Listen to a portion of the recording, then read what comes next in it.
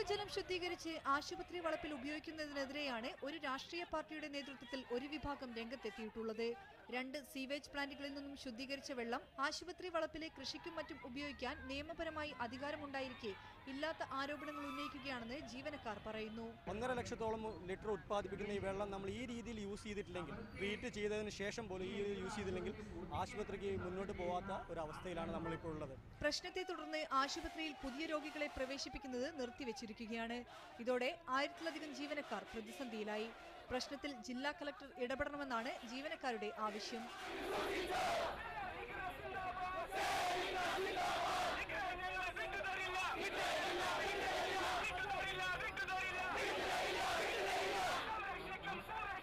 ഒരു അഡ്മിഷൻ എടുക്കുന്നില്ല, എമർജൻസി വിഭാഗം പ്രവർത്തിക്കുന്നില്ല, OP വിഭാഗം ഭാഗികമായി മാത്രമേ പ്രവർത്തിക്കുന്നുള്ളൂ. ദിവസങ്ങൾക്കകം ഈ മലിനജല ടാങ്കുകൾ ഇങ്ങനെ നിറഞ്ഞുകൊണ്ടിരുന്നാൽ ദിവസങ്ങൾക്കകം ആശുപത്രി അടച്ചുപൂട്ടും എന്ന് തന്നെ മാനേജ്മെന്റ് ഞങ്ങൾ അറിയിച്ചിട്ടുണ്ട്. വേറൊരു മാർഗ്ഗമില്ലായിട്ടാണ് ഞങ്ങൾ ഇത്രയും കഷ്ടപ്പെട്ട് കഴിഞ്ഞിട്ട് ഇത്രയും വയസ്സുമായിട്ട് ഞങ്ങൾ ഇങ്ങനെ വരുന്നത്. അതുകൊണ്ട് ഇത് എന്തായാലും അടച്ചുപൂട്ടുന്നതിൽ ഞങ്ങൾക്ക് യാതൊരു താല്പര്യമില്ല. അടച്ചുപൂട്ടാൻ ഞങ്ങൾ സമ്മതിക്കില്ല. ആശുപത്രി പരിസരത്ത് നിന്ന് ആരംഭിച്ച മാർച്ചിൽ ജീവനക്കാർക്കൊപ്പം കുടുംബാംഗങ്ങളും പങ്കെടുത്തു. മീഡിയ 1 കോഴിക്കോട്.